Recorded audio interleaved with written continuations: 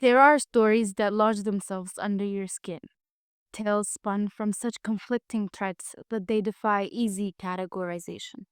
They whisper of doubt, hint at deception, and leave you questioning the very foundation of what you believe to be true. The saga of Natalia Grace is one such story, a labyrinthine journey that spirals from the hopeful promise of adoption into a chilling abyss of accusation, fear, and an identity questioned at its very core. Was she the 6-year-old Ukrainian orphan that her paper proclaimed her to be? A vulnerable child seeking refuge? Or was she, as her adoptive parents came to vehemently believe, a cunning adult masquerading as a child? A sociopath waving a web of terror within their home? Years have passed since the initial explosion of headlines, since the courtroom dramas played out under the glare of international media.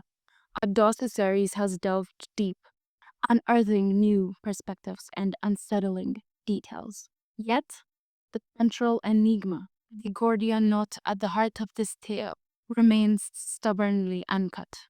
How old truly was Natalia Grace when Michael and Kristine Barnett, the Indian couple who had opened their life to her, ultimately left her adrift, alone in an apartment? And the question inevitably follows, heavy with moral weight. Were their actions born from a terror they described as palpable, a desperate act of self preservation, or an unforgivable betrayal, an abandonment of a child, however challenging they had vowed to protect?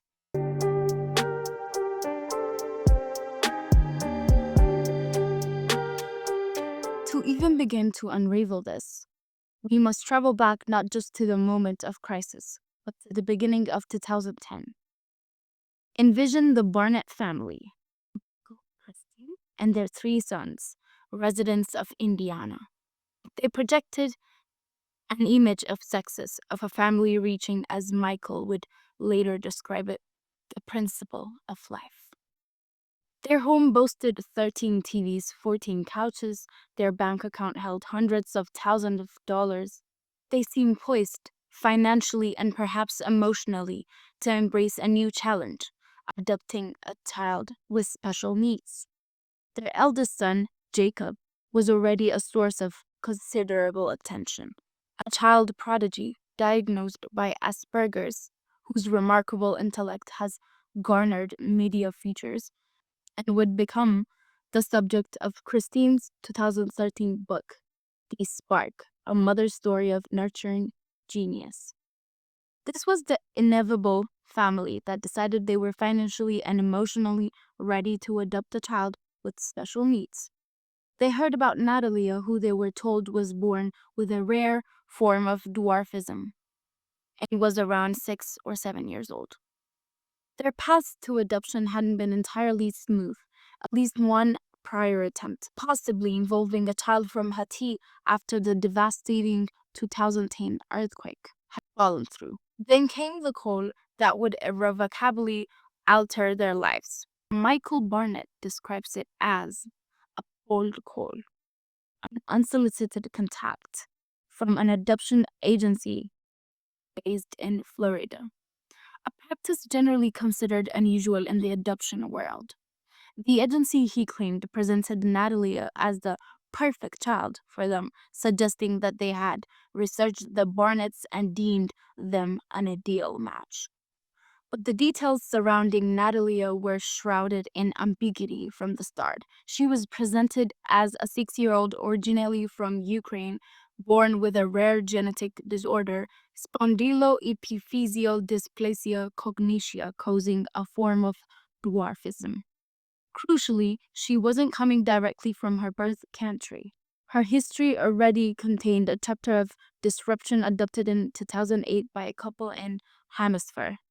The placement had dissolved under vaguely described circumstances involving an incident Natalia later characterized as an identical injury to one of the boys during play, which the mother misinterpreted as international harm.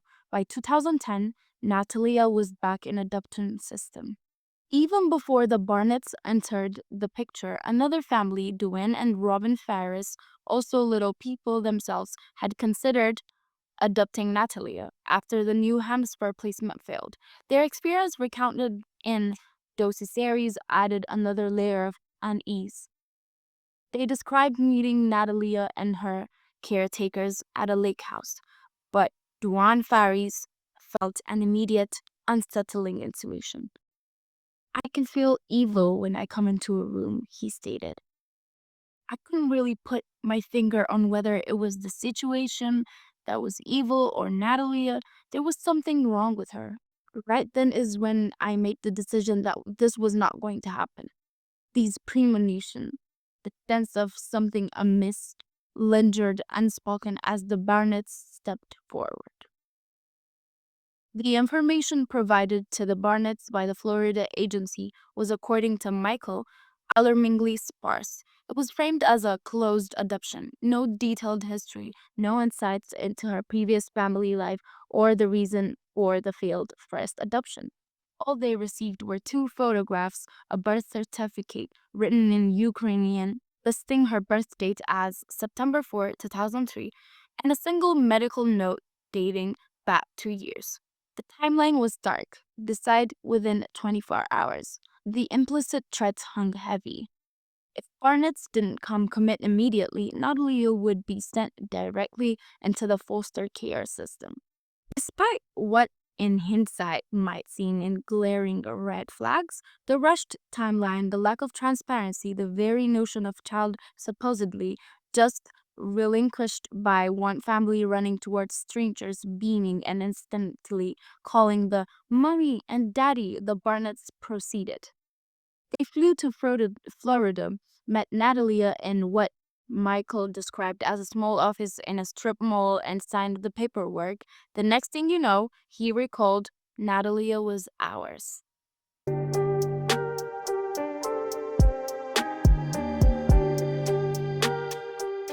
Their first act as a newly expanded family was surviving photographs from the May 2010 trips captured the expected tableau. Michael and Kristen smiling alongside three sons and their new daughter. Natalia, diminutive and dressed brightly, appears aesthetic, hands potentially thrown up in delight. It's the picture perfect image of an American family embracing a child in need. But the happiness would be short-lived. According to the Barnetts, alarm bells began ringing almost immediately. When Kristine attempted to bathe the new daughter, she was shocked to discover pubic hair, a sign of development that seemed impossible in a 6-year-old. It wasn't long, they claimed, before the adoptive mother discovered that Natalia had been hiding her menstrual cycle. The Barnett's suspicions grew. They discovered that another girl with the same rare form of dwarfism was living in Indiana and arranged a meeting hoping the two children could become friends and support each other. But Michael Barnett claims he was immediately struck by how much older Natalia seemed than the other girl, insisting his adopted daughter recognized this too and quickly tried to make herself seem younger. Alvarez, the mother of Natalia, who would be playmate, corroborates this account. She had been hoping, she says, that her daughter could form a friendship where they can grow up and not feel like she's the only one in the world. Instead, she immediately thought, Natalie looks physically really well developed. My first impression was like, your face does not look like a little kid. I can't really say an adult, but at least a teenager. She was a very vocal talking, like she can carry a conversation very well, very smart kid for a 6-year-old, Grace observed. Ray's daughter, who is now 14, looked at photos of Natalia from that time and remarked Natalia looked at least 18, 20-ish compared to her own childhood pictures.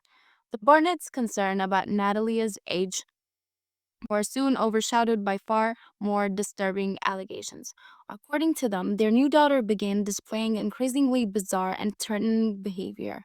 They claimed she threatened them with knives, defected and urinated at their youngest son, and made multiple attempts on their lives, allegedly trying to poison Kristen's coffee and attempting to drag her into an electric fence.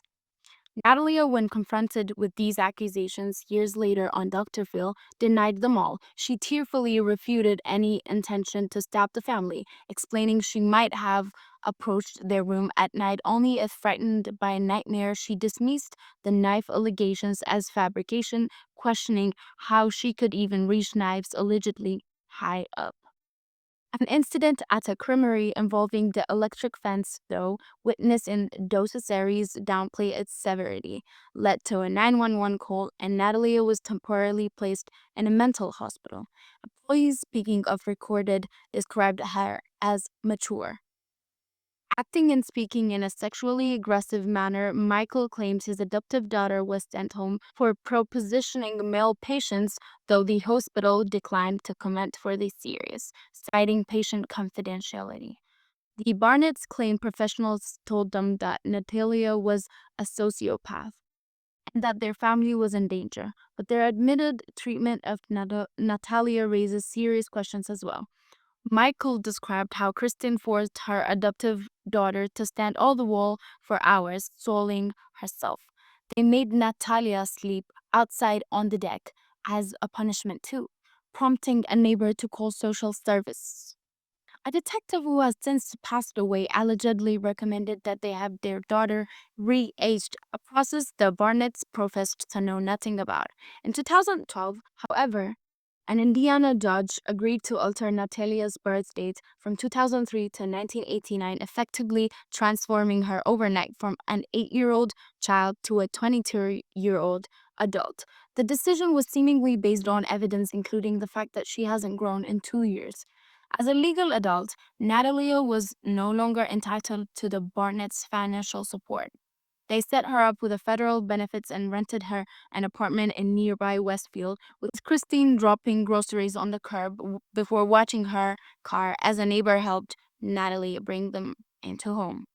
Sue McCollum, that friendly neighbor who helped Natalia with groceries, soon began having concerns about her behavior, as did the wider community. According to the documentary, Natalia was constantly harassing neighbors and hanging around, making life generally unpleasant. The apartment complex received complaints, and Natalia even casually mentioned to neighbors that she would try to kill her family. In one particularly disturbing incident, Natalia called 911 on herself, claiming she'd been stalking a neighbor and was afraid of what she might do. Eventually, the Barnetts removed Natalia from the apartment, finding her a new place in Lafayette, a less affluent town about an hour away. Michael alleges Kristine chose this location because it was full of white trash, ensuring no one would bat an eyelid at Natalia's unusual situation. With Natalia legally determined to be an adult and set up in her own apartment, the Barnetts moved to Canada, where their son Jacob was pursuing advanced studies, but their assumptions about Lafidi proved wrong. While Natalia had legally been determined to be an adult, meaning her adoptive parents could no longer be charged with neglect of a child, prosecutors in Topekano County who became aware of Natalia's plight charged Kristine and Michael with neglect of a dependent based on her dwarfism and disability. By this time, the Barnett's perfect family was disintegrating. They filed for divorce in 2013. Michael in docuseries takes great pains to blame Kristine for essentially everything. He claims she was abusive, shares social media interactions that hint at her deception, and alleges she was using sex manipulation. He physically mimes beating. He insists Kristen pardon his son Jacob, caught unaware on a microphone, also allude to abuse and cover up Kristen for her part, refused to talk to the filmmakers, dismissively stating that their network is whack. The living conditions Natalia endured during the period paint a troubling picture. Due to her stature and disability, she struggled to climb stairs or walk extended periods. In court testimony years later, Natalia would state that she sustained herself mostly on peanut butter and jelly sandwiches, ramen noodles, and an occasional pizza. She said she had limited use of her hands and arms, struggled to open canned food. After a year in her first apartment, Natalia was forced to move to a second on due to complaints about her disturbing behavior. Neighbors recounted seeing her struggling to take care of herself and described wearing dirty clothing, scuffed shoes, and having a poor hygiene. Michael Barnett stood trial on neglect charges in October 2022. Natalia herself testified, detailing how a lefty family had taken her in and taught her life skills she'd never learned under the Barnetts, such as how to read, write, and wash her hair. Michael was found not guilty of 3 neglect charges: conspiracy to commit neglect of dependent. Charges against Kristine were dropped in March 2023. The legal proceedings raised serious questions about the process used to re-age Natalia. Beth Karras, a former prosecutor and legal analyst who appears in the ID documentary, told the Daily Mail that the process used to decide Natalia's age left her feeling something was just not right about this case. Karras pointed out that Natalia was never represented in court, was left uninformed about the process, which should raise doubts over its accuracy. She pointed out that Natalia didn't know anything about this. The whole thing was based on the affidavits alone, without any witnessing or hearing. Natalia did not have guardian or anybody in court representing her. She was totally in the dark. She calls into questions whether a judge should be permitted with testimony or even hearing affidavit from the other side to take arguably an 8-year-old and make her a 22 with the stroke of a pen. Karras described the case as unusual because it was so one-sided, suggesting there may have been an ulterior motive to Barnett's push for the legal re-aging. I think they saw it as an out, said the former attorney, adding the Barnetts may have truly believed Natalia was an adult and panicked over the adoption fiasco. If they really believed she was an adult, this was a way for them to deal with the situation, and the cynic could say they were looking to unload her. In a revealing moment from the documentary, Michael admits that when the re-aging was complete, he was still unsure about the judge's decision to say Natalia was 22. At the time that she was re-aged, I knew she was an adult. Did I know it was 18, 20, 35, 150? No, he said. Karras interpreted his comments as indicating that from Michael's perspective, as long as she was an adult, it was lawful in the way that we're doing. But what about Natalia herself? Why does she not appear in the main documentary series, a follow-up special titled The Curious Case of Natalia Grace? Natalia Speaks features her telling her side of the story. This is my side of the story, and I'm going to say what happened because I never got a chance to say what happened, Natalia states in a preview. The thing that Kristine and Michael have said that I have done is a lie. I have never done anything that Kristine and Michael have said that I have done. We have heard from Natalia before. In 2019, she appeared on Dr. Phil talk show along Anton and Cynthia Mans. The Lafferty couples who took her in on the show denied being an adult scam artist masquerading as a child. Mans denied that even in 2019, Natalia had ever had a period. Natalia vehemently denied every allegations of murderous intentions and behavior leveled by the Barnetts, breaking down in tears as she asserted no. Instead, she claimed the family that she thought would provide her forever home turned on her brutally. I thought I had found the right family after bouncing around. I thought I had found the right family for me.